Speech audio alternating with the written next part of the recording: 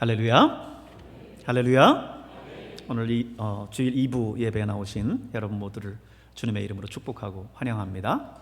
여러분의 영혼이 잘 된 것처럼 늘 범사가 잘 되고 또 선대하시는 모든 일들마다 복되고 형통한 은혜가 있기를 다시 한번 주의 이름으로 축복합니다. 고대 그리스 신화 중에요, 시지푸스의 이야기가 있습니다. 시지푸스는요, 고대 그리스 도시국가 에피라, 현대의 코린토스의 왕이자 또 아울루스의 아들로 태어난 인간인데요, 그는 지혜롭고 교활한 성격으로 유명했고요, 여러 번 신들을 속이고 죽음을 피하려고 시도했습니다. 그로 인해서 일찍부터 신들에게 미움을 산 인간이에요. 신들을 수없이 속이고 결국 지옥에서 끝없는 형벌을 받게 되는데, 바로 이런 형벌입니다. 여러분이 지금 사진에서 보는 것과 같이 커다란 바윗돌을 산 꼭대기까지 굴려 올리는 형벌이에요. 죽을 힘을 다해서 산 꼭대기까지 돌을 이제 굴려 올리면 이 돌은 그 무게 때문에 다시 산 아래로 굴러 떨어지고 맙니다. 그러면 시지푸스는 또 다시 그 바윗돌을 산 꼭대기까지 굴려 올려놔야만 해요. 그러면 또 굴러 떨어지고 또 올려고 또 굴러 떨어지고 또 올리고, 그 일을 영원토록 반복해야 돼요. 이것이 그의 형벌이었고 그의 숙명이었습니다. 프랑스의 대표적인 실존주의 철학자이자 소설가인 알베르트 까뮈는요, 그의 에세이 시지푸스 신화에서 이 시지푸스의 형벌을 철학적으로 은유를 해서요, 인간의 삶 자체에 비유를 했습니다. 그렇죠. 어찌 보면 우리 인간의 삶도 이와 비슷한 운명이 아니겠습니까? 무거운 짐을 지고 평생을 수고와 슬픔 속에 살아가는 것이 우리의 인생이 아니던가요? 시편 90편에 보면 시편 기자는 이걸 이렇게 노래하고 있습니다. 우리 같이 한번 읽어보도록 하겠습니다. 우리의 연수가 70이요 강건하면 80이라도 그 연수의 자랑은 수고와 슬픔뿐이요 신속히 가니 우리가 날아가나이다. 아멘. 우리의 인생이 70이고 강건하면 80인데 그것도 수고와 슬픔뿐이고 마치 날아가는 것처럼 신속하게 우리의 인생이 지나간다라고 하는 겁니다. 우리의 인생의 수고와 슬픔뿐이다 라고 노래하고 있죠. 이게 무슨 말입니까? 우리의 인생의 무거운 짐을 이야기하는 거예요. 여러분, 유치원 때는 부모를 떠나서 유치원 가는 게 그 애한테는 참 무거운 짐이에요. 어렸을 적 아이들 키울 때 유치원 처음 보낼 때 여러분 기억나시죠? 부모의 품에서 떨어지지 않으려고 하는 아이를 억지로 차에 태워서 보내려고 할 때 얼마나 힘들었습니까? 그렇지만 그게 애한테는 그게 짐이거든요. 초중고 이제 들어가서 공부할 때는 어떻습니까? 이제 대학 들어가기 위해서 열심히 공부해야 되는데 참 이게 놀고는 싶은데 학원으로 또 학교 끝나면 또 야자하고 하면서 대학 공부하느라고 너무 무거운 짐을 지고 살아요. 졸업하면 어때요? 졸업하면 또 직장에 들어가서 직장 생활하면서 직장 상사 눈치 보고 업무 평가 속에서 살아가야 되니까 또 그게 얼마나 큰 짐입니까? 결혼하고 애 낳고 키우고 가르치고 또 시집 보내고 장가 보내고, 이게 사실 쉬운 일이 아니잖아요. 특별히 우리 한국 사회에서 아이들 가르치는 게 얼마나 힘들어요. 또 요즘처럼 또 아이들이 또 결혼 안 하려고 하니까 결혼도 늦어지고 하니까 부모의 마음은 늘 이게 짐이죠. 어떻게 자식들이 시집가고 장가를 갔어요. 그래서 손주를 낳는데 이 손주들 키워주는 게 이제는 할머니, 할아버지의 몫이 됐어요. 무거운 짐입니다. 그러고 보면 우리의 인생이라고 하는 게 평생 이 무거운 짐인 것 같아요. 이것이 우리의 인생이에요. 스코틀랜드의 개신교 목사인 오스왈드 챔버스라고 하는 목사님은요, 인생의 무거운 짐을 크게 세 가지로 나눴어요. 첫째는 육신의 짐입니다. 먹고 사는 문제, 취업, 사업, 결혼, 자녀 양육, 건강, 이 모든 것들이 우리가 져야 할 육신의 짐이죠. 둘째는요, 정신적인 짐입니다. 이 정신적인 짐은 육신의 그 짐 못지않게 참 무거워요. 특별히 현대사회를 살아가는 사람들의 스트레스, 우울증, 좌절감, 근심, 걱정, 여러분 얼마나 많습니까? 특히 우울증 환자가 매년 이렇게 늘고 있지 않아요? 이것이 결국은 극단적인 선택으로까지 이어지는 게 오늘의 우리가 살아가는 사회의 모습입니다. 셋째는 영적인 짐이에요. 죄악의 짐, 불신앙, 그리고 불순종에 따른 양심의 가책과 번뇌, 이런 짐들 역시 빼놓을 수 없습니다. 이렇게 보면 시대를 막론하고 모든 인간은 무거운 짐을 지고 살아가고 있어요. 그렇다면 이 짐이 이렇게 무겁게 느껴질 때 우리는 어떻게 해야 될까요? 사람들은요, 이 문제를 이렇게 해결하려고 합니다. 몇 가지 유형이 있는데요. 첫째는요, 어떤 사람은 문제가 오면 피해버리고 그 문제로부터 도피합니다. 곤란한 문제만 생기면 그 문제를 피해요. 그 일에 적응하지 못하고 자신을 외부로부터 격리한다든지 현실을 도피합니다. 또 두 번째, 어떤 사람은 문제가 생기면 그 짐을 혼자 다 지려고 해요. 혼자. 다른 사람을 절대로 의지하지 않고 무조건 자기가 다치고 가려고 합니다. 어차피 혼자뿐인 인생, 믿을 사람 하나 없다, 뭐 이거죠. 근데 여러분, 사람은 함께 살아가는 거죠. 도움을 받을 줄 모르면요, 도와줄 줄도 모르는 겁니다. 그런데 그거를 나 혼자 내 인생에 지금 다 지고 가려고 그렇게 살아갑니다. 세 번째는요, 그 반대의 경우예요. 무조건 다른 사람에게만 의지하는 거예요. 자기가 할 수 있는데도 불구하고 지나치게 남을 의지해요. 하지만 인생의 무거운 짐을 결국은 다른 사람이 다 져줄 수 있는 게 아니거든요. 어떻게든 문제가 생기면 내가 지고 가야 되는데 이거를 도피한다든지 혼자 그걸 다 지고 가려고 한다든지 아니면 다른 사람만 의지한다든지 그래서 포기하든지. 근데 여러분, 이것이 이 문제 해결에 도움이 되지 않습니다. 해결책이 되지 않아요. 하지만 우리에게는 영원한 해결책이 있습니다. 그게 누구예요? 우리 하나님이고 예수님이신 줄로 믿습니다. 어거스틴은요, 이런 말을 했어요. 주님, 내가 당신 품에 쉬기까지는 나에게는 참 안식이 없었습니다. 이런 고백을 했어요. 어거스틴이 젊은 날 참 많이 인생에 방황을 했죠. 술과 여자와 그리고 이교도에 빠져서까지도 큰 방황을 했었는데, 그리고 나서 돌아와서 어거스틴의 고백인 거예요. 당신의 품에서 쉬기까지는 나에게 참 안식이 없었습니다. 그렇습니다. 인간은요, 사실 영적인 존재이기 때문에 하나님만이 채워줄 수 있는 절대 공간이 있어요. 그 공간은요, 세상적인 어떤 쾌락이나 물질로 채울 수 있는 게 아니에요. 오직 하나님만이 채워줄 수 있는 그 영적 공간이 따로 있습니다. 그런데 많은 사람들이 이 참된 안식과 쉼을 얻을 수 없는 곳에서 찾아요. 이것은 마치 물이 나지 않는 그 우물에서 물을 퍼올리려고 하는 것과 마찬가지입니다. 사마리아 우물가에서 만난 여인이요, 목마르고 지친 인생의 모습들을 우리에게 참 잘 보여주고 있는데요, 그녀는 어디에서도 찾을 수 없는 인생의 참된 안식을 바로 예수님에게서 찾습니다. 영원히 목마르지 않은 생수를 주시는 그 예수님을 만난 거죠. 그래서 요한복음에 보면요, 예수님께서 이렇게 말씀하십니다. 우리 같이 함께 읽겠습니다. 내가 주는 물을 마시는 자는 영원히 목마르지 아니하리니 내가 주는 물은 그 속에서 영생하도록 솟아나는 샘물이 되리라. 아멘. 여러분, 예수님 앞에 나와야 영원한 생명을 얻고 인생의 참된 안식과 행복을 얻을 수 있는 줄로 믿습니다. 그분 앞에 나와야 돼요. 오늘 본문에서도 예수님께서 말씀하시기를 뭐라고 말씀합니까? 수고하고 무거운 짐진 자들아, 다 내게로 오라. 내가 너희를 쉬게 하리라. 그럽니다. 인생의 무거운 짐을 지고 가고 있는 오늘 저와 여러분을 예수님이 초대하고 계신 거예요. 인생의 참된 행복으로 초대하고 계신 겁니다. 어떻게 초대하고 계세요? 다 내게로 오라. 할렐루야.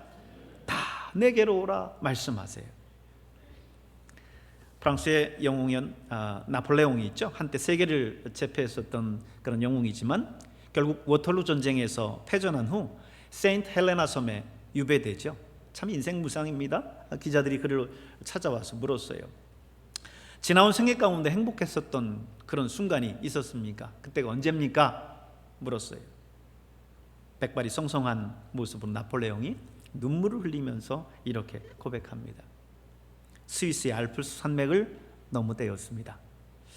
당시 전투가 그친 어느 주일 아침이었는데 산 아래 조그만 교회에서 종소리가 울려오길래 그 소리에 끌려서 교회당에 들어갔는데 그저 나도 모르게 눈물이 주르르 흘렀습니다. 돌아보면 그때가 제일 행복했습니다. 이렇게 이야기를 하는 거예요. 예수 그리스도 안에서 누리는 안식이 여러분 큰 축복인지, 얼마나 큰 축복인지 이거를 알 수 있는 이야기입니다. 특별히 영혼의 안식은 우리 육신의 건강과도 굉장히 깊은 관련이 있어요. 미국 콜로라도 주립대를 비롯한 세계 대학에서요 공동으로 이런 연구를 했어요. 신앙생활과 수명의 상관성에 대해서 연구를 했습니다. 9년에 걸쳐서 22,000명을 대상으로 연구를 했어요. 긴 기간 동안 많은 대상을 연구를 한 거죠. 그렇기 때문에 어쩌면 그 결과는 굉장히 신뢰할 만한 결과라고 할 수 있을 겁니다.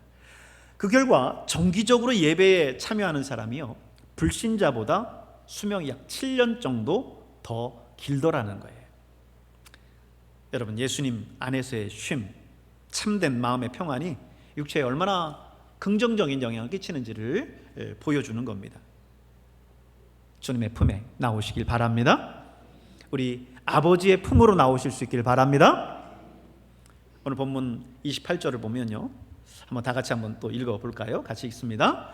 수고하고 무거운 짐진 자들아 다 내게로 오라. 내가 너희를 쉬게 하리라. 아멘. 이 예수님의 초청은요 지금 특별한 사람들을 초청하는 게 아닙니다. 어떤 특별한 대상을 예수님께서 선정해 놓고 그들을 초청하는 것이 아니라 다 지금 오라고 말씀하고 있어요. 수고하고 무거운 짐진 자들아 다 내게로 오라 말씀합니다. 참된 평안과 행복으로 초대하는 초대라고 할 수 있습니다. 여러분, 날마다 예수님 앞에 나올 수 있길 바랍니다. 지금까지 여러분이 하신 일들 가운데 가장 잘한 것이 있다라고 한다면 예수님 앞에 나온 거예요. 예수님 앞에 나온 거예요. 이 예수님 안에 우리의 인생에 참된 행복과 쉼이 있습니다. 두 번째는 뭐라고 말씀하셨냐면요, 내게 배우라 말씀하셨어요. 내게 배우라. 미국 해운업계의 재벌이자 철도 왕으로 불렸었던 코넬리우스 밴더빌트라고 하는 인물이 있습니다. 그가 임종을 앞두고 있었는데 그는 평생 신앙과는 정말 상관없이 살아간 사람이에요. 그에게는 재물이 곧 신앙이었고 곧 존재 이유였습니다. 지금 여러분 그 사진에 나오는 그의 말이 있죠. 이 말이 무슨 말이냐면요, 너는 의도적으로 나를 속이려 했어. 그러나 나는 너를 소송하지 않을 거야. 왜냐하면 법은 너무 느리기 때문이야.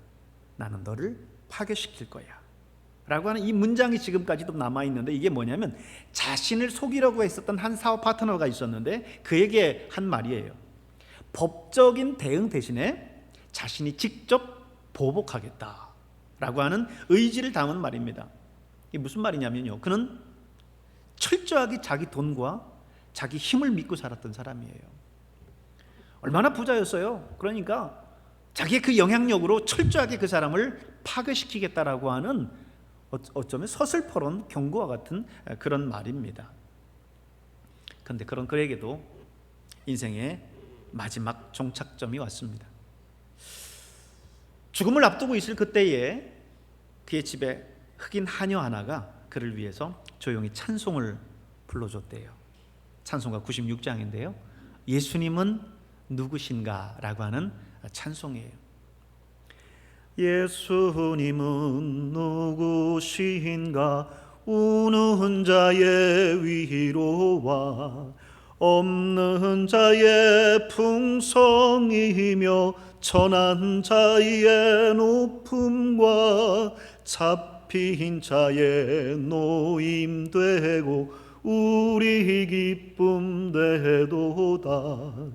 예수님은 누구신가? 추한 자의 정함과 죽을 자의 생명이며 죄인들의 중보와 멸망자의 구원되고 우리 평화 되시네. 흑인 하인 여자아이가 곁에서 조용히 이 찬양을 불러줬어요. 밴더빌트는 조용히 이 찬송가 가사를 음미합니다. 우는 자의 위로, 없는 자의 풍성, 천한 자의 높음, 잡힌 자의 노임, 추한 자의 정함, 죽을 자의 생명, 멸망자의 구원, 죽을 자의 부활. 밴더빌트 입술이 조금씩 떨렸어요. 그리고 나지막한 음성으로 이렇게 고백합니다. 주님, 저는 가난하고 천한 사람입니다. 여러분, 밴더빌트가 가난합니까? 그는 해운업으로 시작을 해서요, 철도 왕이 될 만큼 어마어마한 부자였어요. 그런데 그는 이 죽음의 문턱에서 고백하기를, 주님, 저는 가난한 사람입니다. 왜요? 모든 걸 가졌지만 모든 것 위에 풍성한 주님을 가지지 못한 사람이었기 때문입니다. 주님, 저는 가난합니다. 천한 사람입니다. 그리고는 그는 예수 그리스도를 영접했습니다. 여러분, 사람은 영적 존재예요. 그러기에 영생하는 생명수인 예수님을 모시고 그분에게서 그분의 말씀과 인격, 희생과 사랑, 그 모든 것들을 배워야 합니다. 본문 29절을 보면요, 예수님께서 뭐라고 말씀합니까? 나는 마음이 온유하고 겸손하니 나의 멍에를 메고 뭐라고요? 내게 배우라 그럽니다. 내게 배우라. 예수님의 그 온유와 겸손을 배워야 돼요. 여기서 배운다는 말이 뭐예요? 예수님을 본받는다는 말이에요. 예수님을 닮아간다라고 하는 말이에요. 빌립보서 2장에 보면 그런 예수님이 어떤 예수님인가를 우리에게 잘 말씀해 주고 있습니다. 같이 한번 읽어볼까요? 같이 읽습니다. 너희 안에 이 마음을 품으라. 곧 그리스도 예수의 마음이니 그는 근본 하나님의 본체시나 하나님과 동등됨을 취할 것으로 여기지 아니하시고 오히려 자기를 비워 종의 형체를 가지사 사람들과 같이 되셨고 사람의 모양으로 나타나사 자기를 낮추시고 죽기까지 복종하셨으니 곧 십자가에 죽으심이라. 아멘. 여러분, 예수님이 누구십니까? 예수님은 하나님이세요. 하나님의 본체십니다. 근데 당신의 그 하나님이심을 내려놓고 그 하늘의 높은 곳을 버리시고 낮고 천한 이 땅에 사람의 모습을 입고 오셨어요. 그리고 십자가에 죽기까지 낮아지셨습니다. 나를 내려놓고 나를 포기하고 나를 겸손히 낮추면 지금까지 알지 못했던 참 쉼과 참된 행복이 찾아옵니다. 예수님께서 말씀하시죠. 그리하면 너희 마음이 쉼을 얻으리니 행복을 얻을 수 있다라고 말씀하세요. 세 번째로 예수님은요, 멍에를 메라고 말씀하십니다. 나의 멍에를 메라 말씀하세요. 한 선교사가 기차 여행을 했어요. 근데 옆에 앉아 있는 사람이 한숨을 푹 쉬면서 낙심하면서 얼굴이 창백해져 가지고는 그냥 금방이라도 기차에서 왠지 뛰어내릴 것 같은 그런 거예요. 그래서 선교사가 그에게 말했습니다.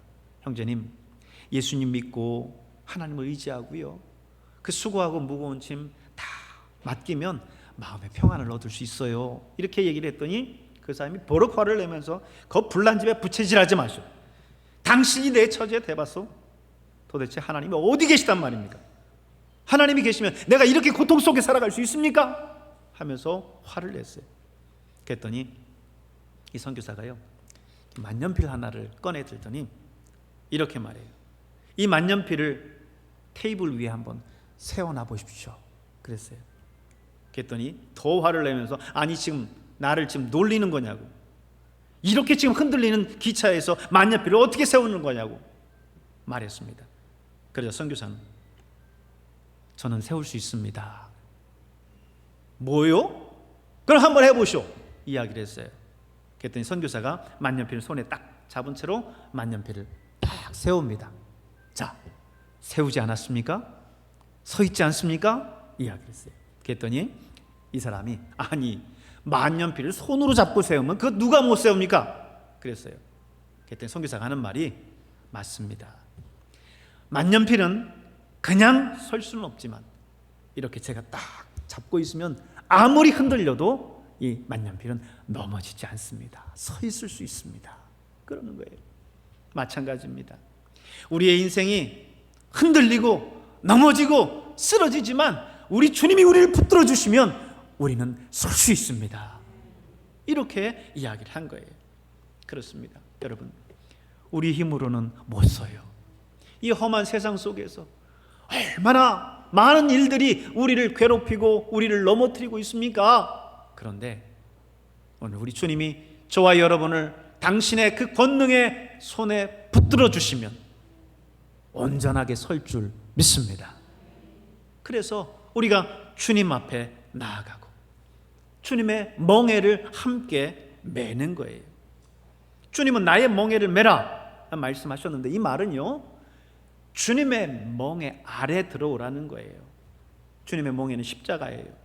예수님은 십자가에서 우리의 죄와 부패와 질병과 저주와 죽음을 다 짊어지셨습니다. 그리고 우리에게 말씀하시는 말씀이 네 짐을 내게 맡겨라. 그리고 온유하고 겸손하게 내 멍에 밑에 들어오너라. 그리고 나와 함께 가자꾸나. 이렇게 말씀하세요. 30절 말씀 한번 같이 읽어볼까요? 이는 내 멍에는 쉽고 내 짐은 가벼움이라 하시니라.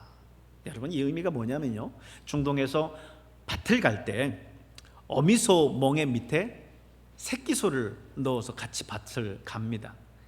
어미소가 잔뜩 힘을 내면서 땀을 뻘뻘 흘리면서 멍에를 끌어요. 하지만 새끼는 하나도 안 무겁습니다. 멍에가 어미 목에 걸려있기 때문이죠. 그저 어미의 멍에 밑에 들어가서 따라가기만 하면 아주 쉽고 아주 가볍게 이 모든 일을 할 수 있는 거예요. 수고하고 무거운 짐은 우리 예수님께서 이미 다 짊어지셨습니다. 순종하고 낮아져서 그 예수님과 함께 그 예수님의 그 멍에를 메고 같이 가면 되는 거예요. 수고하고 무거운 짐을 예수님의 그 십자가 앞에 다 내려놓으실 수 있길 바랍니다. 그럴 때 저와 여러분의 인생에 참된 행복을 찾을 수 있습니다. 나 혼자 멍에를 지는 게 아니라 예수님과 함께 지는 거예요. 그럴 때 놀라운 기쁨과 행복이 있어요. 내가 그 멍에를 피하고 다른 데 가려고 하고 다른 방법을 찾고 그러면 힘이 들지만 그저 예수님의 그 멍에 아래 같이 예수님 가시는 그 길을 그저 따라가기만 하면 그 멍에는 쉽고 가벼운 줄로 믿습니다. 2009년 WBC 세계 야구 대회에서 한국팀을 준우승으로 이끌었고요. 2015년 프리미어 12에서 13년 만에 우리나라 야구팀을 국제대회 정상으로 올려놓은 김인식 감독님이 있어요. 이분은 이래끼와 안수 집사님이신데 기자가 질문을 했어요. 감독님, 이 승패가 갈리는 그 긴장감 속에서 감독님은 그 스트레스를 어떻게 푸십니까? 이렇게 물었습니다. 그랬더니 김 감독이 이렇게 대답했다고 합니다. 저는 찬송 죄짐 맡은 우리 구주 어찌 좋은 친구인지 걱정 근심 무거운 짐 우리 주께 맡기세, 이걸 좋아합니다. 이 찬송을 부르면 그냥 저도 모르게 그냥 눈물이 나고 마음이 편안해져요. 그래서 그런지 노래방 가서까지 꼭 부르게 됩니다. 이렇게 이 얘기를 했다고 그래요. 여러분, 우리 안에 연약함이 있습니까? 아직도 해결하지 못한 그런 문제 때문에 염려가 있습니까? 불안한 미래를 놓고 두려움 때문에 여러분 떨고 있습니까? 그러나 예수님께서 지금 나를 예수님이 말씀하신 그 행복으로 초대하고 있음을 여러분 기억하시길 바랍니다. 수고하고 무거운 짐진 자들아 다 내게로 오라. 다 내게로 오라 예수님께서 초대하고 계세요. 그 예수님 앞에 나아가셔서 그 예수님께 배우고 그 예수님의 멍에를 함께 매물어 인생의 참된 행복을 누리며 살아가는 여러분 될 수 있기를 주님의 이름으로 축원합니다. 기도하겠습니다.